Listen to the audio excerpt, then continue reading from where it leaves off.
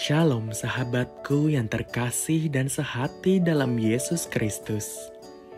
Jumpa lagi kita pada kesempatan kali ini. Mari kita siapkan diri dan hati kita untuk menjadikannya layak menyambut Tuhan, supaya kita bisa menjadi garam dan terang dalam kehidupan ini. Tentunya dengan bersama kita resapi Renungan Sabda Pendalaman Iman presented by BPK PKK KAJ. Bacaan diambil dari Injil Yohanes bab 15 ayat 26 sampai 27, dilanjutkan dengan bab 16 ayat 12 sampai 15. Jikalau penolong yang akan kuutus dari Bapa datang, yaitu roh kebenaran yang keluar dari Bapa, ia akan bersaksi tentang aku. Tetapi kamu juga harus bersaksi, karena kamu sejak semula bersama-sama dengan aku. Masih banyak hal yang harus kukatakan kepadamu, tetapi sekarang kamu belum dapat menanggungnya. Tetapi apabila ia datang, yaitu roh kebenaran, ia akan memimpin kamu ke dalam seluruh kebenaran. Sebab ia tidak akan berkata-kata dari dirinya sendiri, tetapi segala sesuatu yang didengarnya itulah yang akan dikatakannya, dan ia akan memberitakan kepadamu hal-hal yang akan datang. Ia akan memuliakan aku, sebab ia akan memberitakan kepadamu apa yang diterimanya dari aku. Segala sesuatu yang Bapa miliki adalah milikku. Sebab itu aku berkata, ia akan memberitakan kepadamu apa yang diterimanya dari aku. Demikianlah Injil Tuhan. Shalom saudara-saudari yang terkasih di dalam Yesus Kristus. Apa kabarnya hari ini? Dan tentunya semua dalam keadaan sehat dan penuh dengan sukacita. Kenapa saya bertanya penuh sukacita? Karena hari ini adalah hari istimewa dalam kalender Gereja Katolik. Kita merayakan hari Pentakosta. Hari di mana turunnya Roh Kudus pada saat para rasul dan bersama dengan Bunda Maria bertekun dalam doa seperti yang dipesankan Yesus sebelum dia naik ke surga.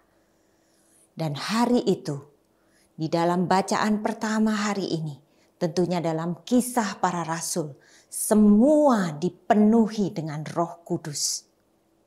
Kenapa semua? Tidak ada yang tidak memperoleh Roh Kudus. Karena mereka semua bertekun dan meminta kuasa Roh Kudus itu. Ketika Yesus terangkat ke surga dan para rasul melaksanakan apa yang menjadi pesannya, maka pada hari ini, hari yang sungguh-sungguh, seluruh gereja merayakannya di seluruh dunia. Karena Roh Kudus turun dan Roh Kudus yang sama setelah 2000 tahun. Kita dambakan dan kita imani, kita percaya Roh Kudus pun turun atas kita semua. Seperti dalam bacaan pertama hari ini. Bahwa mereka bisa berbicara dengan berbagai bahasa.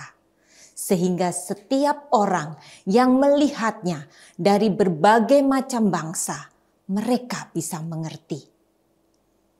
Baik orang Yahudi maupun penganut agama Yahudi, orang Kreta dan orang Arab ketika mendengar, mereka berkata-kata dengan bahasa mereka sendiri tentang perbuatan-perbuatan yang besar yang dilakukan Allah. Santo Petrus yang kita tahu begitu turun Roh Kudus atas dia. Dia langsung bangkit berdiri dan dia mewartakan betapa dia mengalami hal yang sukacita. Sehingga pada saat itu pula banyak orang bertobat dan meminta diri untuk dibaptis. saya jadi teringat awal mula saya mengenal apa itu Roh Kudus, yaitu pada saat saya mengikuti SHDR.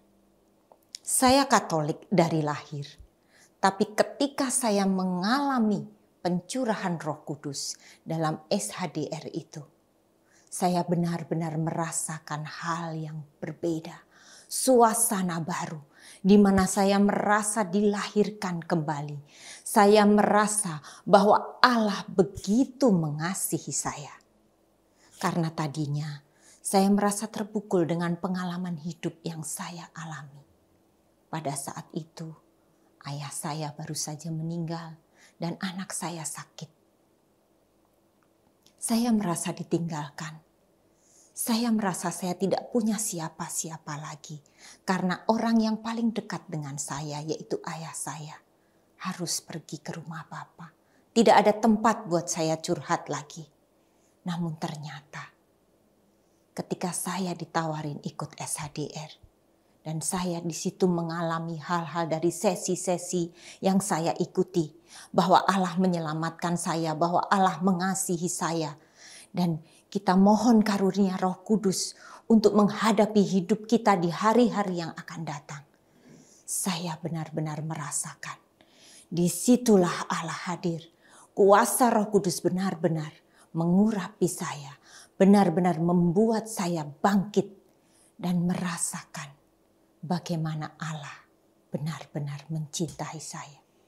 Kalau Roh Kudus yang sama yang turun pada hari Pentakosta kepada para rasul, demikian juga Roh Kudus yang turun pada saya ketika saya mengalami pencurahan Roh Kudus dalam SHDR. Kita percaya bahwa Roh Kudus yang sama hari ini pun turun di dalam keluarga Bapak Ibu semua, di dalam keluarga saudara-saudara semua, tidak terkecuali. Ketika kita meminta, ketika kita percaya, ketika kita mengimani bahwa Roh Kudus itu Roh kebenaran, Roh yang memimpin kita di dalam hidup kita, Dia akan turun atas kita. Dari sini saya mulai belajar bagaimana hidup dalam Roh Kudus. Karena saya menyadari buah-buah Roh Kudus yang akan dapat saya alami, di mana saya akan mendapatkan kasih, saya mendapatkan damai, sukacita, kesabaran dan kemurahan, dan saya bisa mendapatkan hikmat Tuhan. Kita percaya bahwa di dalam hidup kita, ketika kita berpegang kepada Roh, walaupun itu tidak mudah, karena setiap orang yang ingin kembali kepada Tuhan, ada pihak yang tidak suka. Kita tahu siapa? Dia adalah iblis. Dia ingin supaya kita kembali lagi kepada Dia, supaya kita melupakan Allah kita, melupakan roh kebenaran. Tantangan hidup membuat kita ingin menyerah, membuat kita meragukan kuasa Roh Kudus itu, kuasa roh kebenaran itu. Tapi ingatlah akan janji Tuhan, bahwa jikalau penghibur yang akan kuutus dari Bapa datang, yaitu roh kebenaran yang keluar dari Bapa, Ia akan bersaksi tentang aku.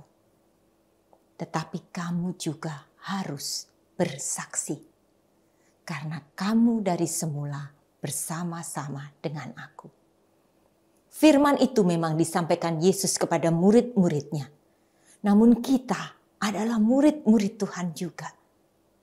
Dan disitulah kita punya kewajiban untuk kita bersaksi. Bersaksi akan kebesaran kuasanya. Bersaksi akan perbuatan-perbuatannya yang ajaib dalam hidup kita.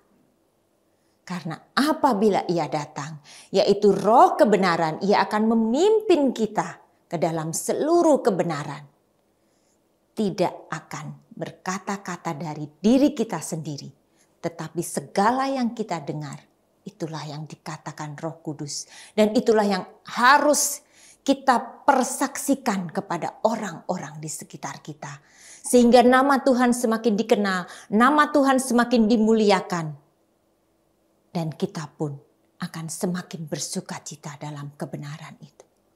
Mari Bapak Ibu dan saudara-saudari yang terkasih dalam Kristus, kita mohon supaya Roh Kudus itu hadir dan tinggal di dalam hati kita, di dalam keluarga kita, di dalam rumah kita, memenuhi sudut hati kita, hati rumah kita, sudut rumah kita pun dipenuhi dengan kuasa Roh Kudus, sehingga hidup kita selalu hidup yang dituntun oleh Roh Kudus.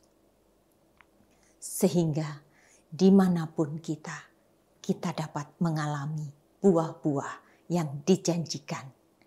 Buah roh, buah yang menghidupi setiap hati, dan buah-buah roh yang dapat kita berikan kepada orang-orang di sekitar kita. Sehingga kasih Tuhan benar-benar dirasakan, banyak jiwa yang akan dimenangkan. Apa yang bisa kita lakukan? Mulailah dari hal yang kecil, namun dengan cinta yang besar. Kalau kita bisa mendoakan orang, doakanlah orang. Kalau kita bisa membantu orang lain, bantulah dia semampu kita. Maka marilah kita mohon Roh Kudus di dalam hari yang istimewa ini. Kita berdoa bersama.